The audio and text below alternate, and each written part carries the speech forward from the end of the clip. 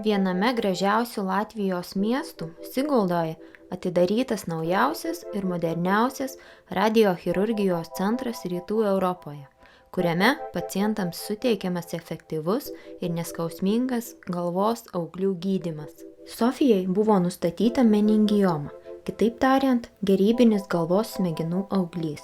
Pasikonsultavus su radiochirurgijos centre gydančia gydytoja, radiologė Dace Saukuma ir centro vadovu Mariu Skromaniu buvo nuspręsta taikyti radiochirurgijos procedūras ir buvo parengtas individualus planas, siekiant išspręsti Sofijos sveikatos problemą. Po susitikimo su gydytoju, Sofija vyko į procedūros pasiruošimo etapą Rygoje, klinikoje Orto, kur specialiai jai buvo sukurta termoplastinė kaukė, kurios tikslas yra užtikrinti aukštą procedūros preciziškumą, išsaugant pacientės komfortą procedūros metu. Naudojant Baltijos šalyse vienintelį ir Rytų Europoje moderniausią CyberKnife M6 įrenginį, suaugusiems auglių gydymą galima atlikti be amžiaus ribojimų, o tam tikrais atvejais taip pat vaikams nuo 12 metų, jeigu yra toks poreikis.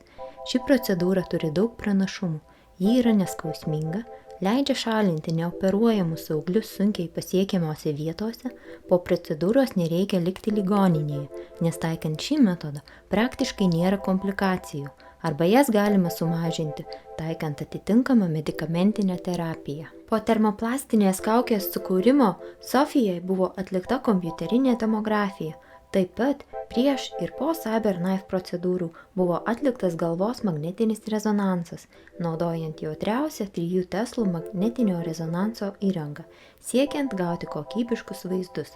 Tokiu būdu buvo nustatyta tiksli auglio buvimo vieta ir jo išsidėstymas kaukolės kaulų struktūroje. Po tyrimo vaizdai yra tarpusavyje sujungiami, suformuojant bendrą vaizdą, su kuriuo toliau dirba radiochirurgijos centro specialistai Siguldoje.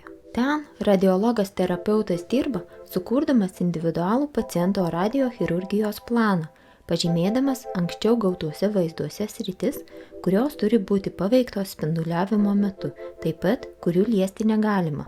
Pradedant radiochirurgijos procedūrą su iš anksto pagaminta termoplastinė kaukė, užfiksuojama paciento galvos padėtis. Radiochirurgijos centro personalas, būdamas procedūros valdymo patalpoje, vykdo sudarytą planą ir prižiūri procedūros eigą. Įranga automatiškai koreguoja procedūrą ir prisitaiko prie paciento judesių. Viena procedūra trunka apie 35 minutės, kurių metu pacientui užtikrinamas maksimalus komfortas.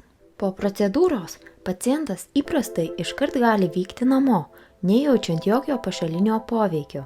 Siekiant pilnai likviduoti auglį ir atsižvelgiant į jo dydį bei vietą, vieną procedūrą sudaro nuo 1 iki 5 seansų.